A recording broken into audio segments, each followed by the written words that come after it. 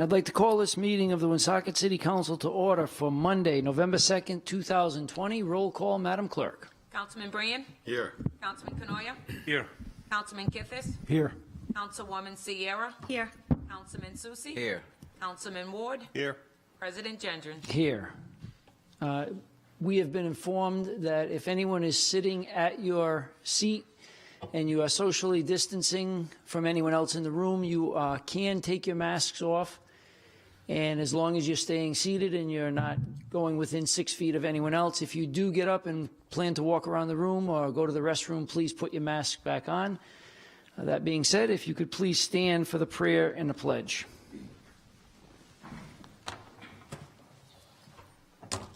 God our Father, we ask that you send your blessing upon this city and upon this council. Guide us in our efforts, increase our motivation, and strengthen our resolve to build a better community and ensure a brighter future for the city of Woonsocket. This we ask in your name. Amen. Amen.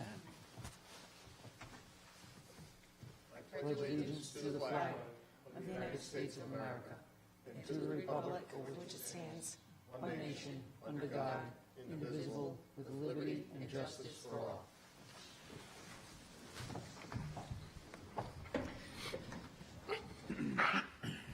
Thank you. Agenda for Board of License Commissioners. 20 LC 26, application of Class BL liquor license by New England Authentic Eats, LLC, doing business as Papagino's, 1750 Diamond Hill Road. Motion to approve. Motion made by Councilman Canoia, seconded by Councilman Ward. Comments? Madam Clerk, I just have one question. On the application, it says a BVL, and on the docket, it says a BL. Are those the same? Yes, it is. Okay, thank you. Any other questions or comments? For the public's sake, we did have a public hearing just prior to this meeting, and there was one representative from Papagino's that addressed the city council and explained that this is a return to serving beer with their pizza. It's a system that they used to have and that they would like to return to that. So that's what this request for the liquor license is. Any other comments, questions? Hearing none, roll call, Madam Clerk. Councilman Bryan? Yes. Councilman Canoia? Yes. Councilman Kithis? Yes. Councilwoman Sierra? Yes. Councilman Susi? Yes. Councilman Ward? Yes. President Gendron? Yes, and 20 LC 26 is approved, 7-0. 20 LC 27, public hearing on 54 applications for renewal of liquor licenses. Now, Solicitor, I had sent you an email on this. How do we handle this? We have no provisions for a public hearing at this meeting. Right, but this is serving as the public hearing. I guess that's how we've always done it. We've never received any complaints, so if anyone wants to, address the council as they would a public hearing at this time, they're free to do so. But the public's not here. The public's not allowed in Harris Hall.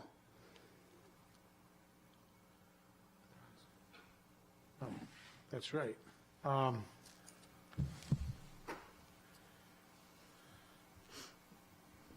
Council President. Well, what I would suggest is that we could act on these applications subject to any type of complaints or public comment subject to this meeting. And if there is any public comment, then we'll bring them back before the body. Okay? Okay? Madam Clerk, are these all up to date with their requirements for fire safety and letters of good standing and all of the other requirements? No. They're No. all coming in now, though. And these are all to be renewed on December 1st? December 1st, subject to approval of all the requirements. Well, So do we need to act on it tonight? we don't have to act on it tonight. What we'll do is we'll continue. December 1st is when they take effect, so we'll have another meeting in a couple of weeks before the December. Yeah, so why don't we just continue these until that meeting? And what if we, at 6:45, what if we did a public hearing at 6:45 before the next meeting for these? What we did tonight on the other one. Exactly, but 6:30 was too early. I think 6:45 would give us enough time, even if the start of this meeting ran a little bit late, it wouldn't matter. You could make it 6:50 for that matter. Yeah, Okay. So let's, if we could just get a motion to table, Motion to table. motion made by Councilman Ward, Second. Hearing at the next. seconded by Councilwoman Sierra, pending a public hearing at the next meeting and taking up action at that meeting for this. Motion made by Councilman Ward, seconded by Councilwoman Sierra to table. Roll call, Madam Clerk. Councilman Brand, Yes. Councilman Canoia, Yes. Councilman Kithis, Yes. Councilwoman Sierra, Yes. Councilman Susie. Yes. Councilman Ward, Yes. President Gendron. Yes, and Madam Clerk, if you could do that for 6:50 just before the next meeting. Yes. Thank you. 20 LC 28, application of licenses and renewal of licenses. Council President, Council Vice President Brian. I move that we approve coin-operated machine, pool table billiards, quarterly entertainment, rooming house, victualling first class, victualling second class. Motion made by Councilman Brian, Second. seconded by Councilwoman Sierra. Comments on 20 LC 28? Hearing none, roll call, Madam Clerk. Councilman Brand, Yes. Councilman Canoia, Yes. Councilman Kithis, Yes. Councilwoman Sierra, Yes. Councilman Susie, Yes. Councilman Ward, Yes. President Gendron. Yes, and 20 LC 28 is approved 7-0. Approval and correction of the minutes from the meeting held October 19th, 2020. Council President, Council Vice President Brian. unless there are any additions, corrections, or deletions, I move that the minutes be accepted as presented. Motion made by Councilman Brian, seconded by Second, Kithis. Councilman Ward. Comments or corrections? Hearing none, roll call, Madam Clerk. Councilman Brand, Yes. Councilman Canoia, Yep. Councilman Kithis, Yes. Councilwoman Sierra, Yes. Councilman Susie, Yes. Councilman Ward, Yes. President Gendron. Yes, and the minutes from the meeting held October 19th, 2020 are approved 7-0 as presented. Consent agenda. Council President, Councilman Ward.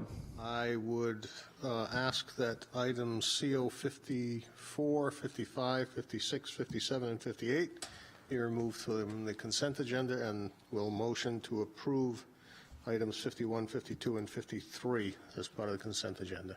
Second. Motion made by Councilman Ward, seconded by Councilman Canoyer. Councilman Ward, can you say those again that we are 50 taking up separately? Approving 51, 52, 53 only. Okay, so 54 through 58 will be separate. Correct. Thank you.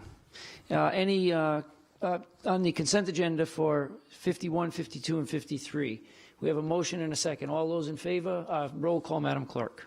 Councilman Brand, Yes. Councilman Canoia, Yes. Councilman Kithis, Yes. Councilwoman Sierra, Yes. Councilman Susie, Yes. Councilman Ward, Yes. President Gendron. Yes, and the consent agenda is approved as amended on the items to be taken up separately. 20 CO 54. Councilman Ward, I'll go to you first. Councilman Gendron, I'd actually like to combine CO 54, 55, and 56. And what I would make the motion to do is to be consistent with the request of the administration or the solicitor, it was recommended that the city deny action in these matters having to do with insurance. And because normally communications are simply received and placed on file as a formality, I think it's better that when we have insurance claims or potential litigation, we would actually make an active statement of denial, referring them to the insurance company. It's a procedural thing, but I think in the interest of the fact that one of these involves potential litigation, I think it would be in our interest to be as specific as we can be. So my motion on 054, 55, and 56 is to deny the claim and to refer it to the Rhode Island Interlocal Trust as our insurance carrier. Can we act on those, Solicitor? I understand what the Councilman's saying, but because they're a communication, can we act to, should we still be receiving them but then denying them, or how should we handle that? I don't have any objection to what Councilman Ward said. Okay. The only thing as to CO 54, that's just, we're not referring that to the trust. We're just denying that claim. Okay, well then maybe we should take that one separately. Yeah. And simply say, on a matter of CO 54, I will make a motion that the city deny the claim. Okay, so motion made by Councilman Ward on CO 54 to deny the claim. Second. Seconded by Councilman Canoyer. Comments on CO 54? Hearing none, roll call, Madam Clerk. Councilman Bream? Yes. Councilman Canoyer? Yes. Councilman Kithis? Yes. Councilwoman Sierra? Yes. Councilman Susie? Yes. Councilman Ward? Yes. President Gendron? Yes, and 20 CO 54, the claim referenced is denied. And Now, CO 55 and Council President, on 56. CO 55, I will make a motion that the council deny the claims and refer them to the Rhode Island Interlocal Trust as requested by the solicitor. Motion made by Councilman Ward, Second. seconded by Councilwoman Sierra to deny CO 55 and 56 and refer them to the trust. Any other comments? Hearing none, roll call, Madam Clerk. Councilman Bream? Yes. Councilman Canoyer? Yes. Councilman Kithis? Yes. Councilwoman Sierra? Yes. Councilman Susie? Yes. Councilman Ward? Yes. President Gendron? Yes, and the incidents referenced in 20 CO 55 and 56 are denied and referred to the interlocal trust. Council President? Councilman Jim. Canoyer. Yeah, just on CO 55, question for the solicitor. This is the one in connection with a lawsuit related to the planning board. Has this been provided, a copy of this been provided to Director Gibbs? I noticed that Priscilla's emails didn't seem to include him. So can we just make sure that Director will- Gibbs gets a copy of this since he has some oversight over the planning board? Yeah, and I know he is familiar with it. Okay, thank you. Thank you. Any other comments? Oh, we already acted on it, sorry. Councilman Ward, CO 57 and 58. And I would like to combine communications 57 and 58 as a motion to receive and place on file, and once seconded, I have some comments I would like to make. Motion made by Councilman Ward, Second, Kithis. seconded by Councilman Kithis.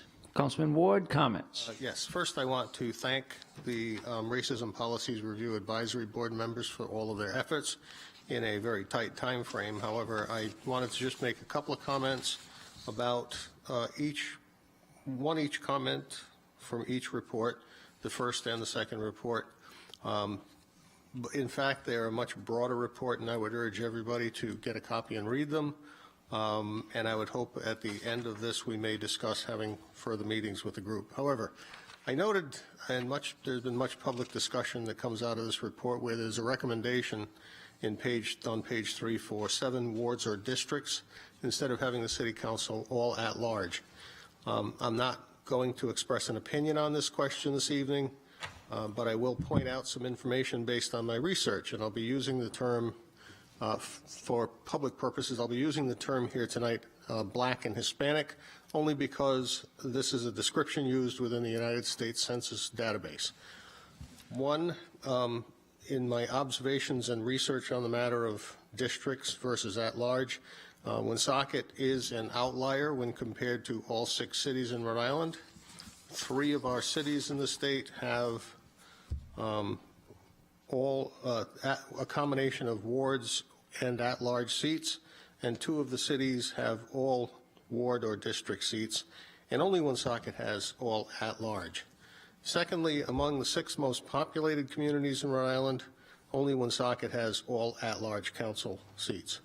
Third, among the top 8 communities with the highest percentage black population, only Woonsocket, with the 4th highest percentage of blacks, is entirely in at-large council members.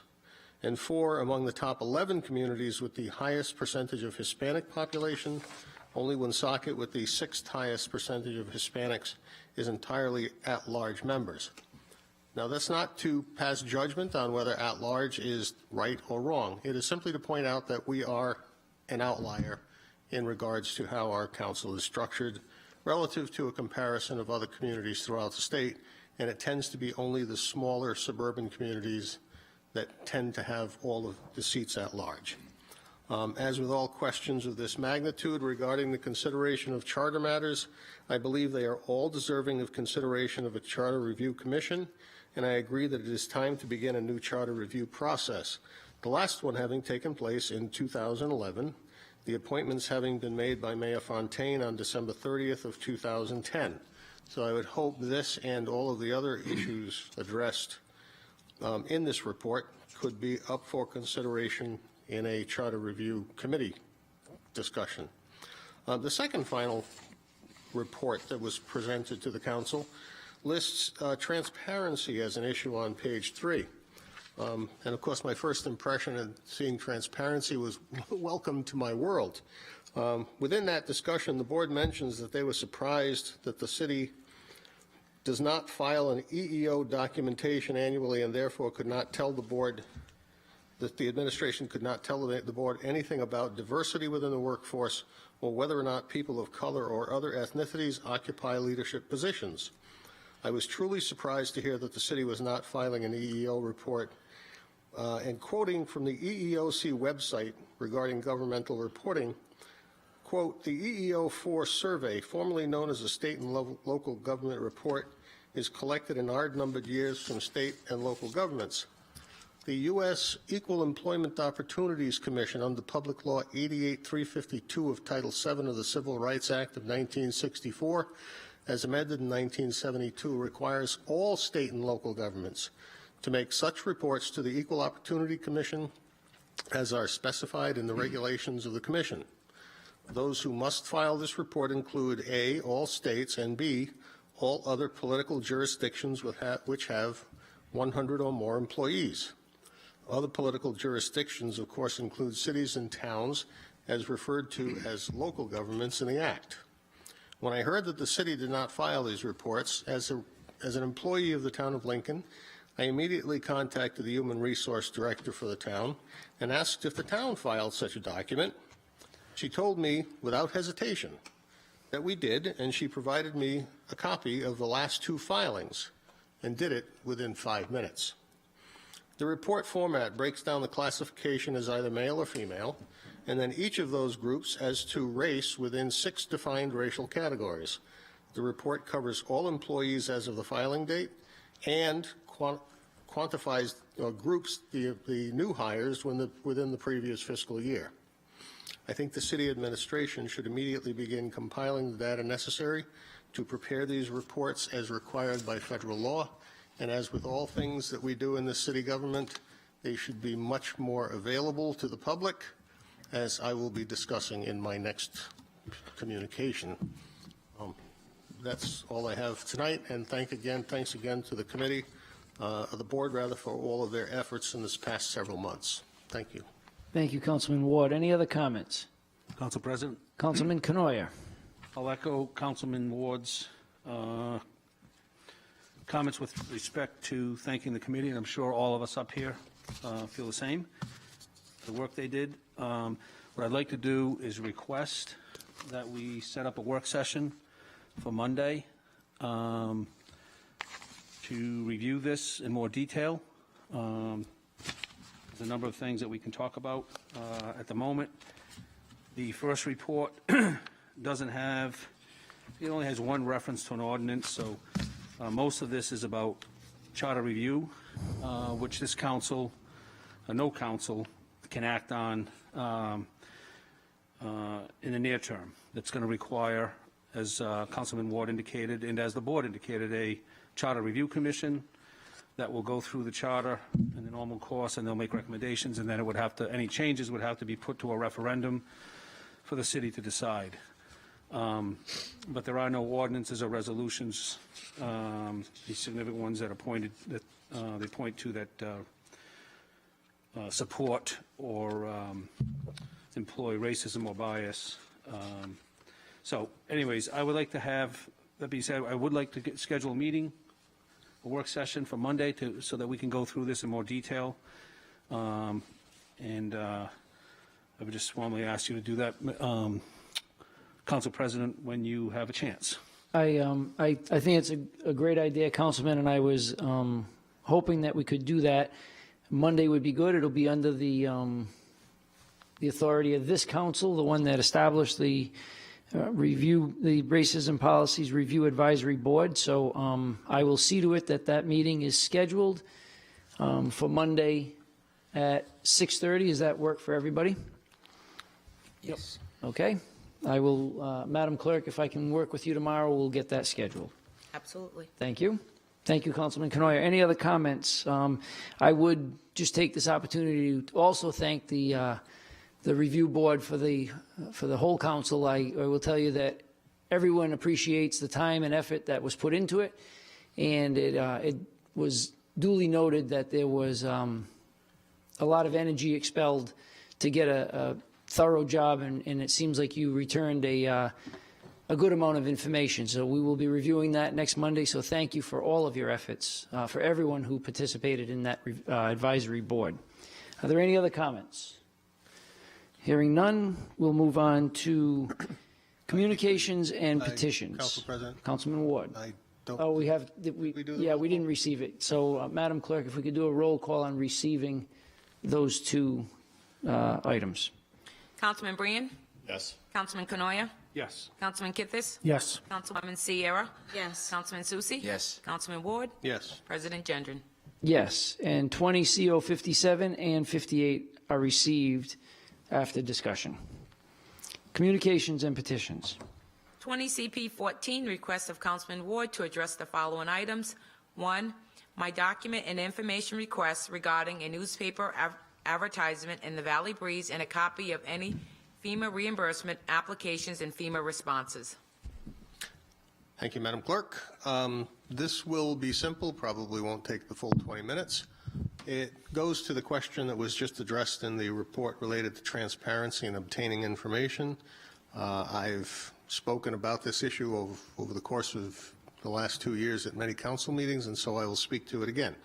I did ask some time ago, less than 10 days ago, for a copy, I think for the entire council to receive a copy of the Federal Emergency Management Agency reimbursement requests done by the city, just so that we could be aware of what the nature of the costs that are being submitted for reimbursement claims are as part of our day-to-day spending. I think many in the community see many things happening that appear to be COVID-19 related and would be interested in knowing what kind of application we are providing to the federal government with feedback from them for those things that they may have approved or not approved.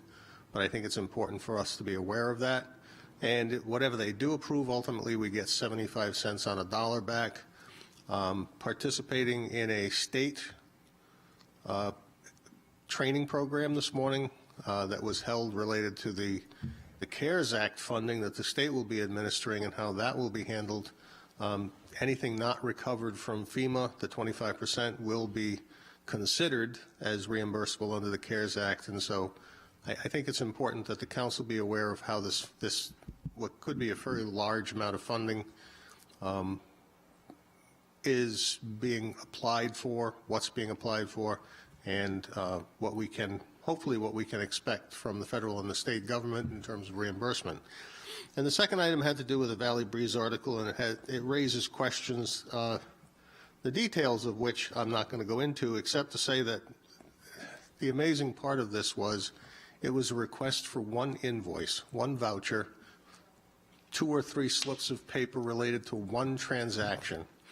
And when I asked for it, I was informed that the 10-day deadline would be up on November the 2nd, which is today. And so I was expecting that, again, I would not get the 1 or 2 or maybe 3 pieces of paper for one invoice and a voucher within a few minutes or a few hours, that I would have to wait the full 10 days according to the law as a standard Access to Public Records Act compliance requirement. Oh, but it gets better. The 3 pieces of paper, or however few they are, didn't come to me, but instead a 20-day extension came telling me that this one invoice and voucher could not be provided to me because they're so busy filling public record requests that to pull that 1 or 2 or 3 pieces of paper on a scan and email it to me and to the rest of the council for that matter, showing from what accounts the funds came from to pay for this single ad with a single invoice. It's not going to be provided for another 20 days, or maybe Wednesday, whichever comes first. I'm not sure. But I just wanted the public to be aware that I am in full agreement with the Racist Policies Review Advisory Board as to what is lacking in transparency here, and this is a critical matter that needs to be worked on. And so I look forward to receiving a copy of that document and actually dealing with it in whichever way I think is appropriate at that time. My second item is a discussion of the polling locations open for the November 3rd election, and it's been much said about it in public, and we all know by now that the notification came that Fairmount Heights was not available and that it was replaced with the Harris School, which is 1 mile away from Fairmount Heights and is outside of the boundaries of that polling district. And it's unfortunate that it happened, and it was only known, relatively speaking, at the last minute. And I only bring it up to make a suggestion now, though it's too late to do anything about it.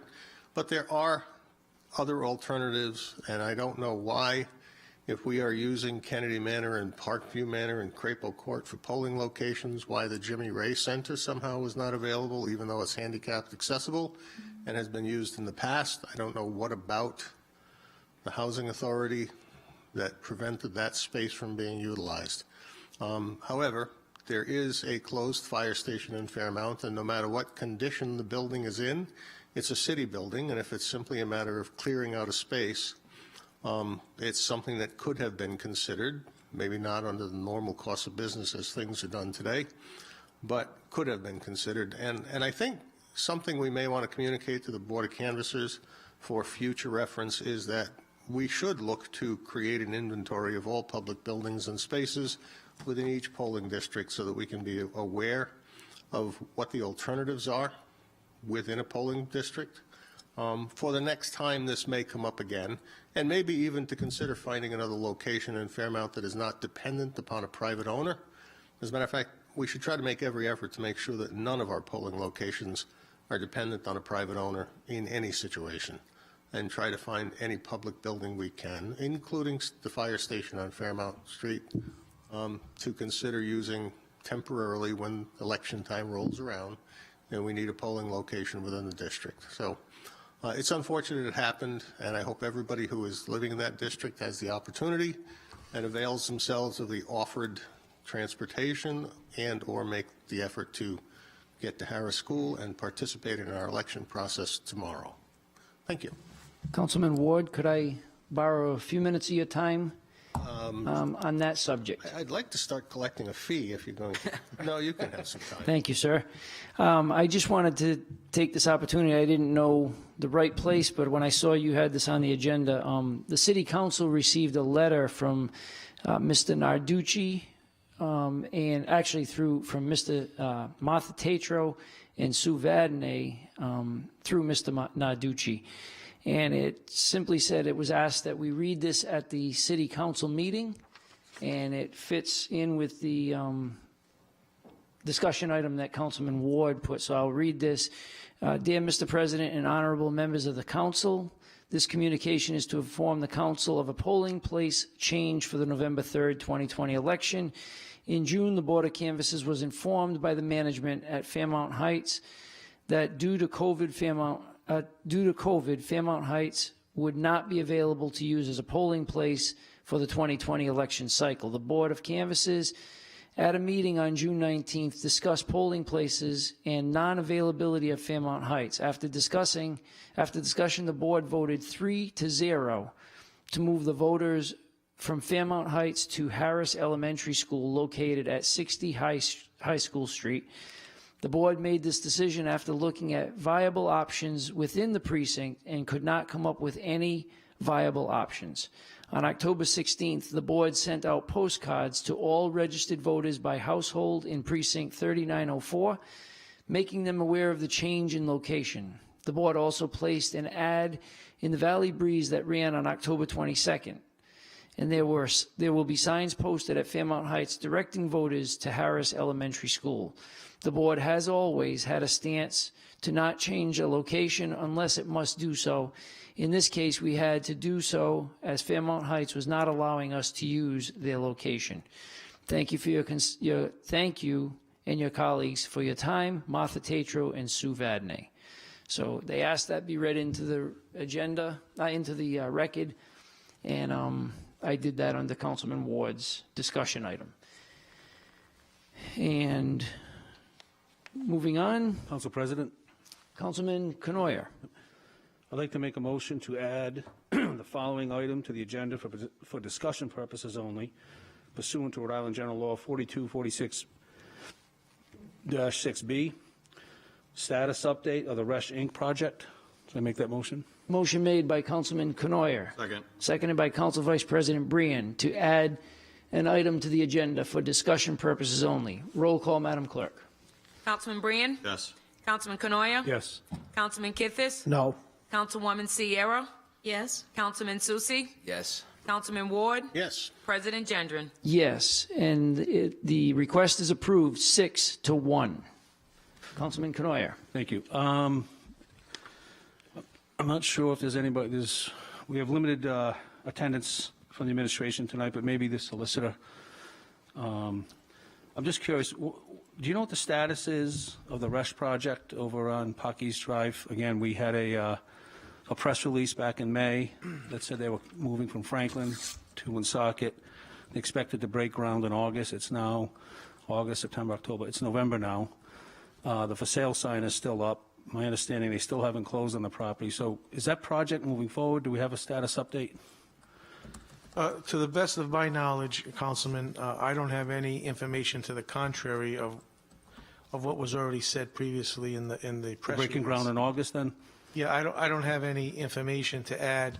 That would probably be a question that you should, I know he's not here tonight, but the planning department would get involved in those type of matters. Okay. All right, so is there anything that we as a council need to do, I mean, you're aware of? Are we holding anything up? To my knowledge, no. Okay. All right, thank you. I'm all set, Council President. That's it? All right. Council President. Councilman Brian. Thank you. I too have a item I'd like to add to the agenda for discussion purposes only under Rhode Island General Laws 4246-6 sub B. And that is in regard to the council's voting record and the misrepresentation of the council's voting record in a local newspaper just last week. So a motion made by Council Vice President Brian to add an agenda item to the agenda for discussion purposes only. Second. Seconded by Councilwoman Sierra. Roll call, Madam Clerk, on adding an item for discussion purposes only. Councilman Brian? Yes. Councilman Canoyer? Yes. Councilman Kithis? No.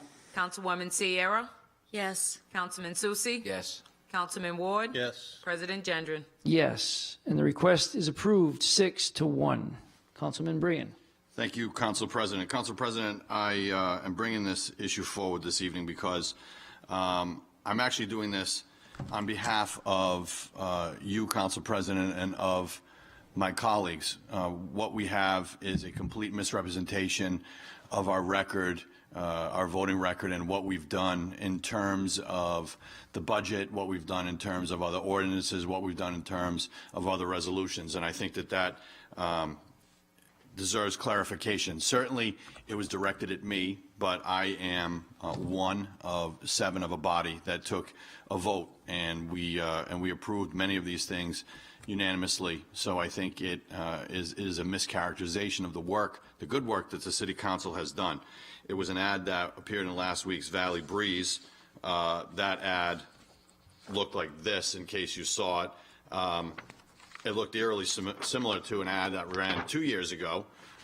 So this ad had a very unflattering picture of me in this shirt. So I wore this shirt because obviously I don't look that bad in this shirt, so I wanted to wear that shirt this evening. But that ad ran last week and had a number of false accusations related to budgets passed by the City Council, and I want to correct the record. So I'll quickly address each and every one of these false claims. It said, as a member of the City Council, that I voted to cut the in-house road repaving budget by $350,000. See Ordinance 19019. 19019 is a personnel ordinance, has nothing to do with road repaving. If you're going to run an ad, at least refer to the correct ordinance. Second, and more importantly, what the council did via Ordinance 19030 was not only passed unanimously by this body, but was signed and approved by the mayor, right here, signed and approved by the mayor. We transferred $350,000 to contingency pending receipt by the council of the CDBG budget for fiscal year 2020, which was slated to contain $390,000 for road redevelopment, and it ultimately did.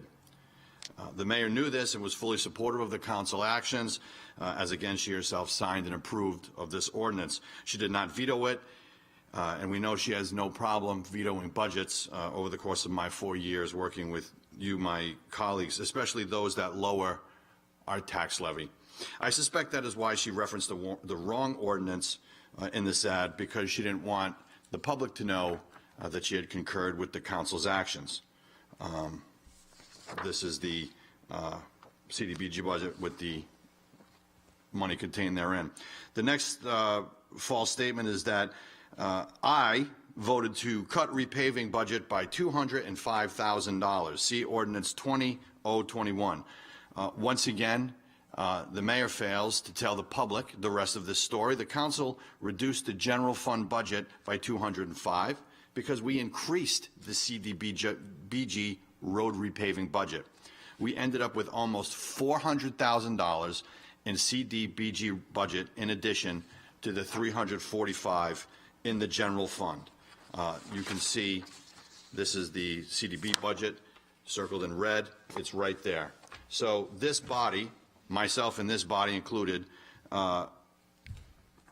absolutely did not cut anything from the road repaving budget. It's simply a lie.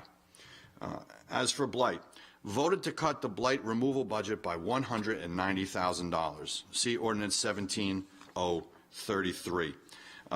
Again, a lie. What the council did was we transferred funds from the blight line item budget to the other independent services line item in the city property division budget, which is where the demolition costs for the incinerator removal was charged.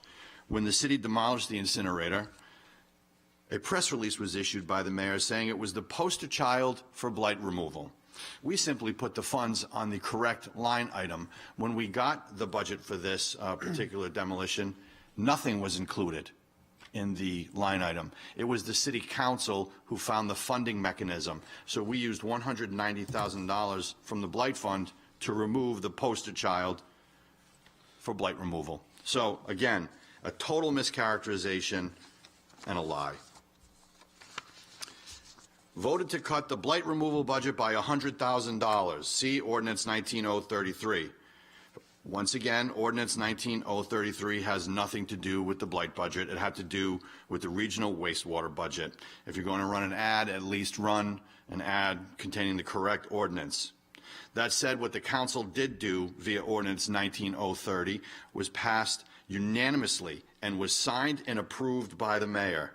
Was very simple and straightforward. We reduced blight in the general fund by $100,000 because we put $210 into the CDBG budget for blight. Not complicated. However, a lie meant to mislead the public into thinking that we removed money from blight, which is work that this good council has not done. Voted to cut the blight removal budget a third time by $50,000. See Ordinance 20021. Once again, the mayor fails to mention that we reduced the blight in the general fund by $50,000 because we put $50,000 for blight removal into the CDBG budget. And there it is. The public deserves the truth about the work that the council does. Taxes. Voted against the proposed lower residential rate, costing you money. For the record, what the council did was lowered the residential rate from $24.08 per thousand to an even $24 per thousand. So on the contrary to the spin, we did in fact lower the residential rate for fiscal year 2021. That said, the mayor wanted to lower the rate by an additional 15 cents. However, the council said no and instead lowered the commercial rate by more than what was proposed. The reason for that is that the City of Woonsocket has the highest or second highest commercial rate in the state, making it nearly impossible for us to compete for much-needed commercial development. Also, the mayor had issued a press release just prior to the budget telling us that Resch Inc., which Councilman Canoia had just discussed, would not move to the City of Woonsocket from Franklin unless they received a hefty tax break via a tax stabilization agreement, because our commercial tax rate was going to cost them double what it would cost them if they moved to Smithfield. That's consistent with what Mr. Donald Budnick from Arnett Displays told us when he decided not to buy the Walmart building. So the council moved ahead and provided both our residential and our commercial taxpayers a reduction, but we appropriately skewed it towards the commercial rate. Very simply, you cannot on the one hand tell us we need to give Resch a special tax break because our commercial rate is too high, but on the other hand, complain when we actually address the issue by further reducing the commercial rate, albeit not as much as we would all like to. Quality of life eliminated all funding for recreational and parkades. Again, totally false. What the council did was we transferred the requested budget of $6,000 for parkades to contingency account until we get more clarity on our financial condition due to the COVID virus, and until we get more clarity around the need for parkades in light of COVID. As we all know, we have had a number of events canceled due to COVID, including Autumn Fest, 4th of July fireworks, etc. So the need for the parkades was up in the air. It was transferred to contingency, not eliminated. It's a lie, and it's a lie about the work that this council did.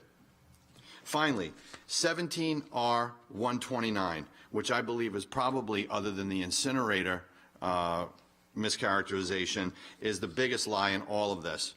Not all of you were on the council then, some of you were. Did not support $3,000 in grant funds for Cass Park improvements, Resolution 17R129. If you look on our database, you cannot find, of the Code of Ordinances clerk base, you can't find 17R129. I'm not quite sure why it's not there, but here it is. I found it, and that was a resolution authorizing and empowering the mayor to submit an application to Rhode Island DEM for improvements at Cass Park. Here was the problem. They had already submitted the application. They came to us for permission after submitting the application for authorization and permission to submit it. And we had said to then N. David Boulay, the Director of Planning, Director, we're not going to do things this way. Process matters. You come to us and ask us for permission after you submit the application. So we're going to deny the resolution, notwithstanding it doesn't matter, because the application is already in. This is a refusal to continue down this path of lack of communication with the City Council by this administration. And therefore, we're going to deny this resolution, but we know it doesn't have any real effect because the application has already been submitted. Therefore, how did I not support $300,000 in grant funds for Cass Park improvements? I support it fully. What I don't support is coming to this council and asking for forgiveness rather than permission, because that is the MO of the administration. In short, I am proud of the work that this council has done on budgets over the past 4 years in which I have been a member. We have passed fiscally responsible and affordable budgets that have, in fact, funded all of our required municipal services. Indeed, in this same ad, the mayor touts all of the roads that have been repaved, all the blighted properties that have been demolished, and all of the park upgrades that we have had, all of which this council has approved, all of which this council has met in work sessions, in meetings, over and over, deliberations over the 4 years I have been here. You cannot have it both ways. You cannot complain about all of these things being cut while at the same time stating, look what I did. There is no me in government. There is a group of people working together. You can't brag that all of these things occurred while at the same time trying to suggest that this council didn't provide an adequate budget source for the very same things. It's completely incongruous and illogical.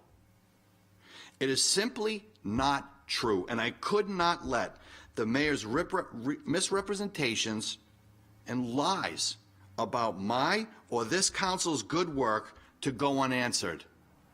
This is meant to gain votes, and this disparages work and hours and time that this council has put in. The public deserves the truth. The public doesn't get the truth, but it did tonight, and I hope it helps. Thank you, Council President. Thank you, Council Vice President. Moving on to ordinances passed for the first time October 19th, 2020. 20053, an amendment of Chapter 17 entitled Traffic of the Code of Ordinances, City of Woonsocket. Motion to approve. Motion made by Councilman Ward, Second. seconded by Councilwoman Sierra. Comments? Hearing none, roll call, Madam Clerk. Councilman Brand, Yes. Councilman Canoia, Yes. Councilman Kithis, Yes. Councilwoman Sierra, Yes. Councilman Susie. Yes. Councilman Ward, Yes. President Gendron. Yes, and 20053 is approved, 7-0, second passage. An amendment of Chapter 20054, an amendment of Chapter 17 entitled Traffic of the Code of Ordinances, City of Woonsocket. Motion to approve. Motion made by Councilman Ward, Kithis. seconded by Councilman Kithis. Comments? Hearing none, roll call, Madam Clerk. Councilman Brand, Yes. Councilman Canoia, Yes. Councilman Kithis. Yes. Councilwoman Sierra, Yes. Councilman Susie, Yes. Councilman Ward, Yes. President Gendron. Yes, and 20054 is approved, 7-0, second passage. 20056, authorizing an amendment of the lease of water tower space to New Singler Wireless PCS LLC. Motion to approve? Motion made by Councilwoman Sierra, Second. seconded by Councilman Ward. Comments? Council President? Councilman Canoia. Yeah. I apologize, I wasn't here at the last meeting at first passage, but I'll be voting against this, this ordinance.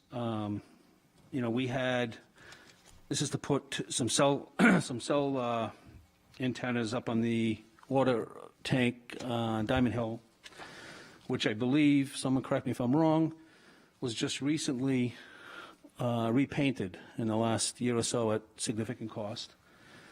And these agreements have always been kind of a concern for me. There's a couple things. One, what we have before us refers to the exhibits on Exhibit A, but it's a blank sheet, so doesn't show exactly what they're putting up there. The biggest issue I have is $746 a month. I mean, I know people that pay $100 a month for their cell phone, and this is AT&T. Singular is part of AT&T. So this is a revenue-producing asset for the cell phone company, and they're going to pay us a mere less than $750 a month. And I would also like to see, before we approve this, since this is simply an amendment, I'd like to see the existing agreement and what the escalators are and so forth. I just think we have to be more aggressive when we let people use our infrastructure. They're going to be welding to the tank more than likely after it's already just been painted, so that'll have to be addressed. But bottom line is, I think the $746 a month is just ridiculous in terms of what we're charging for this type of stuff. So I will be voting against it, and I would encourage my fellow councilors to either table it or vote against it and come back with a better number. $746. That's 12 or 15 people paying their cell phone. So Councilman, are you? I know you're saying you're voting against it, but would you prefer to make a motion to table, and then we can get the information when someone from the administration is at one of our meetings? motion to table. Motion made by Councilman Canoia. Second. Kithis. Seconded by Councilman Kithis to table. Roll call, Madam Clerk, on the tabling. Councilman Brand, Yes. Councilman Canoia. Yes. Councilman Kithis. Yes. Councilwoman Sierra, Yes. Councilman Susie. Yes. Councilman Ward, Yes. President Gendron. Yes, and 20056 is tabled 7-0. Ordinance is tabled until this meeting. 20036, an amendment of the Code of Ordinances, City of Woonsocket, Rhode Island, Appendix C, entitled Zoning, Section 12.5, Downtown Overlay District.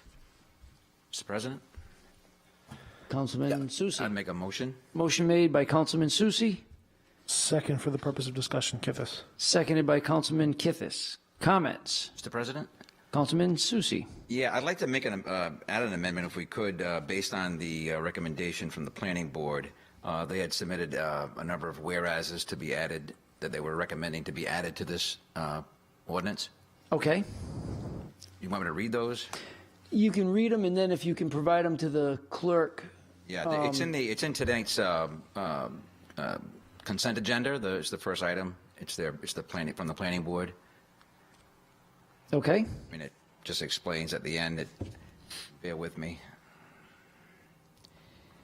So the recommendation was to add these whereases. Whereas the city recognizes it is committed to the responsibility to provide safe, decent, and affordable housing for people of all income levels and abilities. And whereas the city is committed to addressing the underlying causes of poverty and accommodating the needs of people with special needs.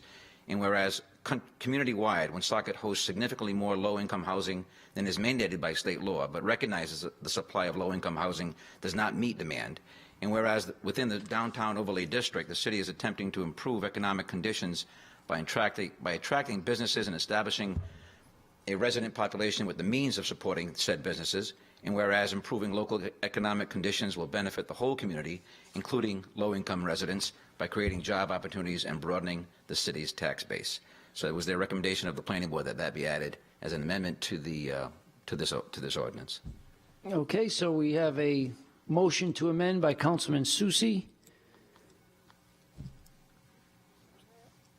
And I'll second. The chair will second for the amendment. On the amendment, comments? Council President, Councilman Ward. it almost seems to argue against the ultimate ordinance, because the ultimate ordinance prohibits rooming, lodging, or boarding houses, which tends to be a means of affordable housing. And the whereases that the planning board were recommending were speaking about the need for, though we exceed the state mandate, there is a need for affordable housing in the area of an economic development area such that it would provide job opportunities and provide support for those that are in low-income situations and may be dependent upon the affordable housing. And it almost seems like a bit of a circular argument. We don't want rooming houses there, though pretty much all of our rooming houses currently are in the overlay district. And so we don't want them in there for the ordinance, but we're going to put in a whereas saying we should consider making affordable housing more available because it's more necessary, as well as providing with the overlay district for economic development. And I don't know, it seems like it argues against itself by adding those whereases. So it's a little confusing, though I don't necessarily disagree with the premise of the restrictions on the overlay district. I just get a little confused by the whereas is recommended and the fact that we're prohibiting rooming, lodging, or boarding houses. And I would presume, therefore, that only those that currently exist would have the right to continue, but that no additional rooming houses would be allowed in the overlay district with the passage of this ordinance. So I'll just leave it at that. It's just the whole thing gets me a little confused in how it sort of argues against itself. Yeah, Okay, Councilman Susi? Yeah, I agree. When I read that, I think it adds, a lot of things, but I figured that coming from our planning department, from the planning board, that it was something that wasn't going to change the overall ordinance itself. But I think we're trying to just remind people that it's not, this does not mean that the city of Woonsocket is against these types of housing. It's just that we created this overlay district for arts, entertainment, and a walkable kind of downtown. And I think that, this ordinance just puts a restriction on future uses that may not be compatible with that already existing overlay district. It does, of course, anything that's already there is grandfathered, so it doesn't take away from anything, certainly, but it does set a tone for maybe future growth there in that overlay, where those types of uses would again, based on the ordinance, would be restricted. So, but I agree that the whereases might get a little cumbersome. Okay. Any other comments on the amendment? Council President? Councilman Canoia. I agree with Councilman Ward. If we move forward with this amendment and it's all said and done, I think it's going to be a real head scratcher for people because it is going in two different directions. We're talking out of both sides of our mouths. And I think I understand what the planning board was trying to achieve, but I still think it's less than optimal. The other thing is, the planning board in their letter noted that the proposed amendment is to restrict certain uses, but the intent of the downtown overlay district, according to the zoning ordinance, is to expand options.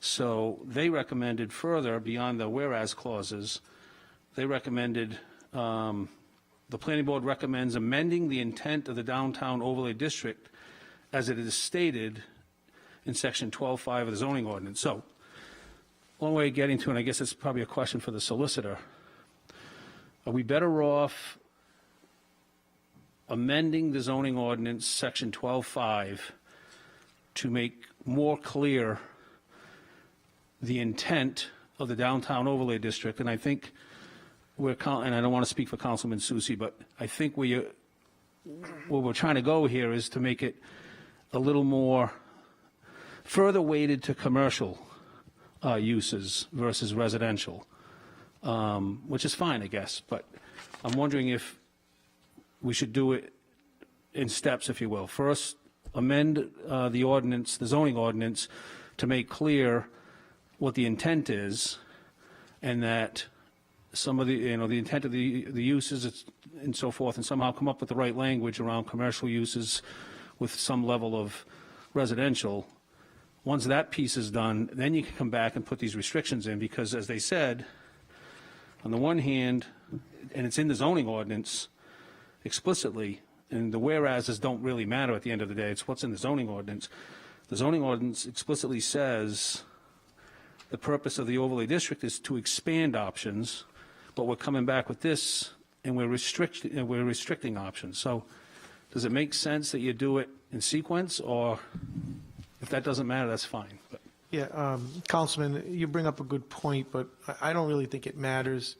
The overlay district is an evolving zoning criteria that the city has implemented, and I assume that, this council or the next council may change it, evolve it, and it'll change. So I don't think one is dependent on the other. I think you can pass this, and it's what type of options you want to have in the zoning districts, right? So I think the city has a intent on the type of development that they want, and I think that this particular ordinance is saying that, these 4 or 5 types of uses we really don't want in that overlay district. So I think it's fine from a legal point of view, and I think that like any piece of legislation, it can grow and change and evolve, and so I think you can pass this, and I don't think, I agree that whereas clauses putting in there seem to be somewhat contradictory. It's probably not a great idea to put them in there, because it would add to confusion, although I think I've said to the council president and to this council many times, whereas clauses don't have any authority. So you can put anything you want in a whereas clause. All that matters is the now therefore clauses. So, and again, I think maybe the planning board, I wasn't there at that board meeting, but I think probably if you looked into it, they do want to have the city be available for certain types of development, but like any city or any planner, there's some developments or some type of uses that you probably don't want, and I think so. I think it's consistent.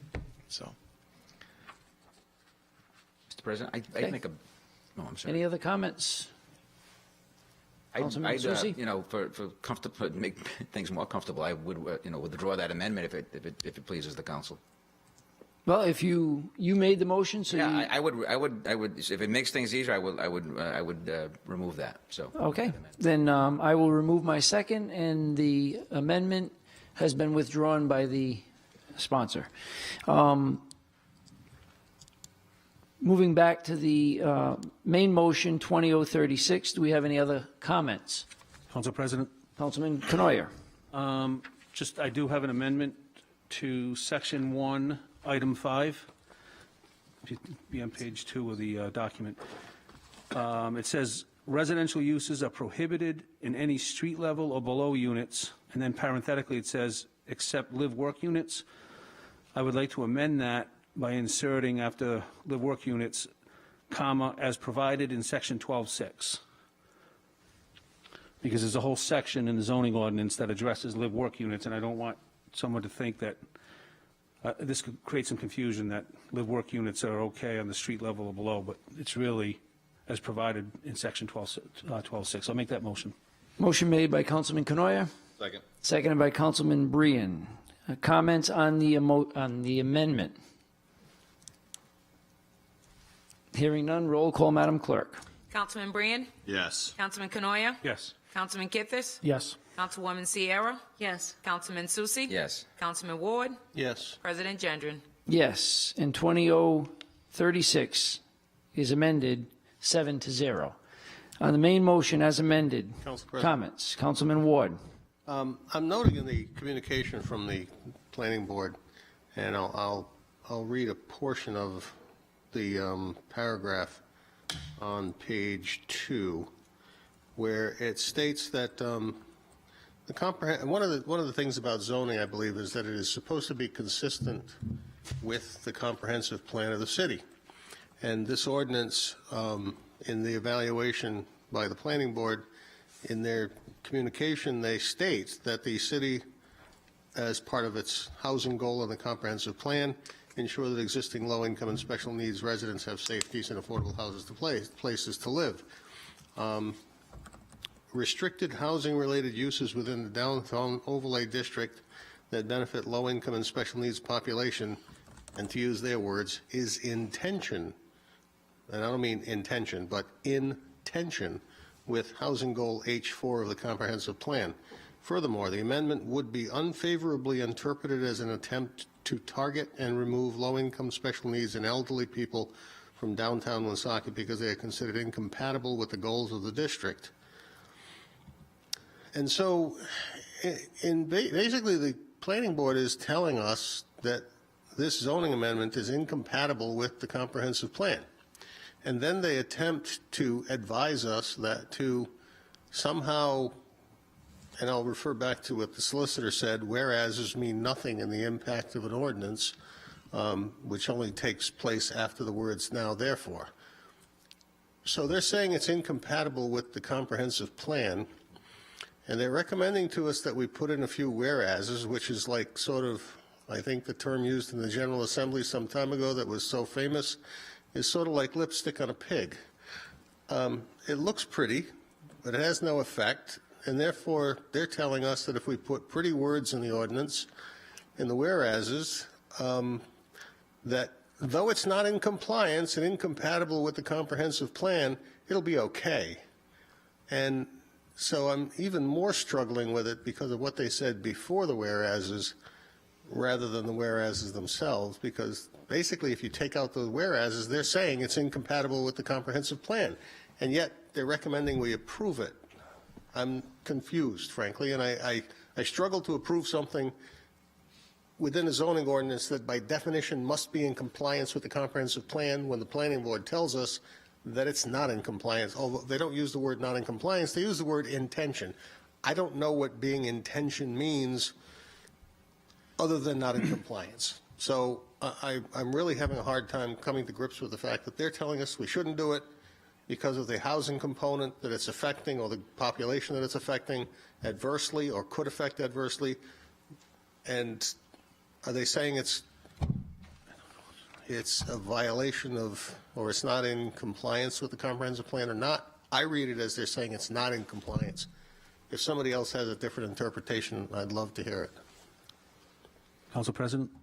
Councilman Canoia. So again, Councilman Ward makes another good point. So in two sections from the planning board, they said that the proposed ordinance, the intents are in tension. That's another way of saying in conflict. But their intention with the existing zoning ordinance, 12.5, as I referenced earlier, and then further down, as Councilman Ward just highlighted, they say it's in tension, T-E-N-S-I-O-N, tension, another word for conflict, if you will. It's in conflict with the comprehensive plan. So it's in conflict with the comprehensive plan, it's in conflict with the existing zoning ordinance. And I'm just wondering, and I will certainly defer to the sponsor, is it worth holding off till the next meeting, and maybe the director of planning could be here, and he could give us a little more of the insights that we probably need? And I have a little would more? say yes, Jim, I agree with that. Yeah, okay. Yeah, because it's, Okay, but before we get a motion to table, I'd like to ask the solicitor one question. Sure. So if you don't mind? oh, absolutely. Thank you.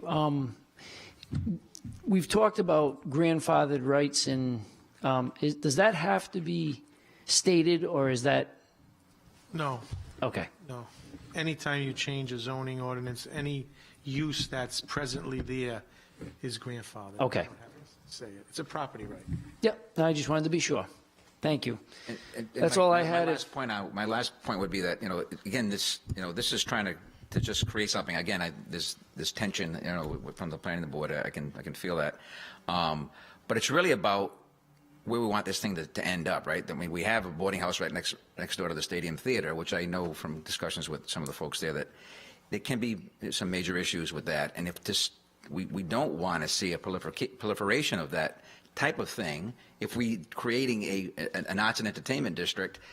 So how we get around that, I look forward to the workshop, and we can Well, it may be a matter of amending the comprehensive plan, too. that's exactly, yeah. So There you go. that, Yeah. but the planning board should be telling us that, like we did with the property on Elm Street just a few meetings ago. That's what it takes up. They presented a change and a change to the comprehensive plan. So saying it's in tension with a part of the comprehensive plan is kind of, The whereases don't change that, so. yeah, Correct. Exactly. Yeah. And if Councilman Ward? Yeah, I should state, if you're going to change the character of a zone or an area, you have to change the terms under which it operates.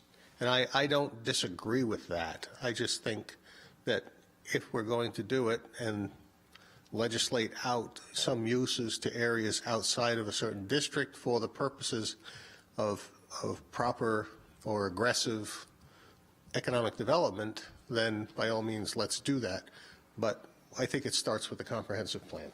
That would probably make more sense, and so I look forward to working with them on looking at that and getting input from people that will give us meaningful answers, and then we won't be putting whereas in, but rather clarifying more or making the comprehensive plan more responsible to assisting in getting the zoning ordinance to work for us.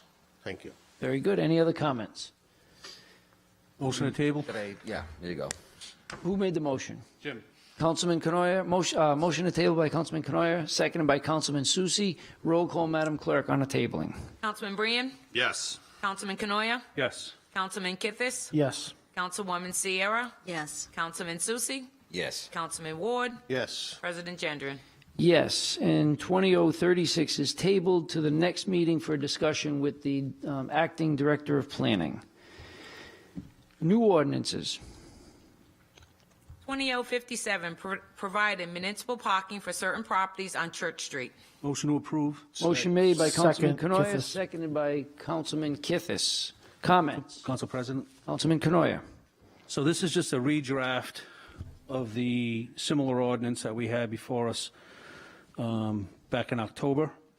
And this is to provide parking spaces for certain residential properties up on Church Street.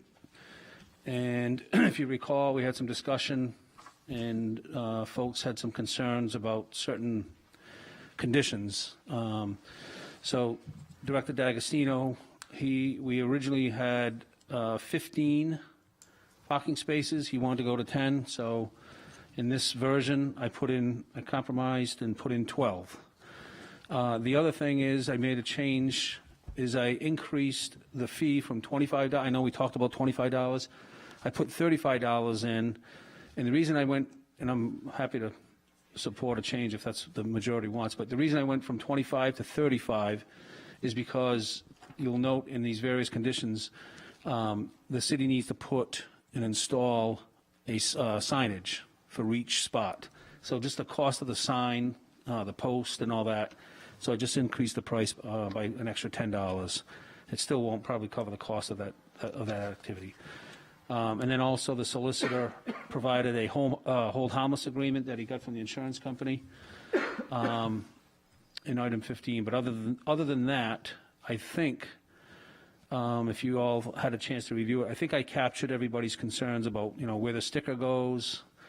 They can't have a vehicle that leaks oil. They park at their own risk, et cetera, et cetera. So hopefully this, again, satisfies everybody's concerns and we can pass it this evening. Well, Councilman Canoyer, I will simply say that, once again, you have proven yourself to be the most adaptive person on this council, and I appreciate that you brought back something that is inclusive of everyone's concerns and recommendations. So thank you, Councilman. Are there any other comments?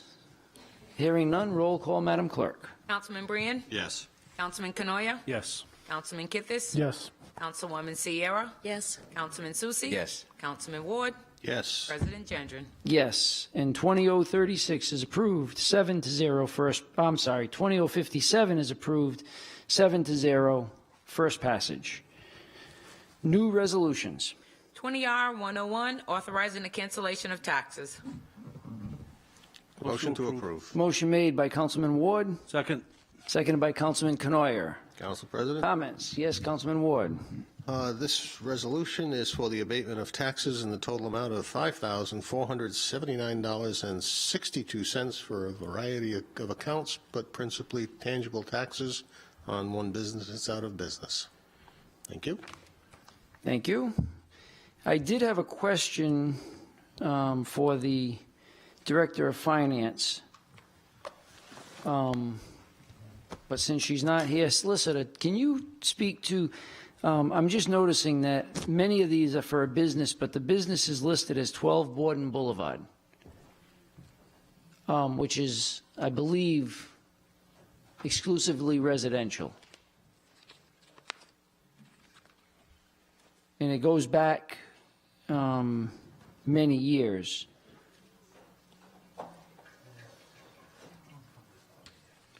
And what is the question to the solicitor? Well, no, I just didn't know if you had heard why, No, if there was a, I haven't heard anything on it. okay.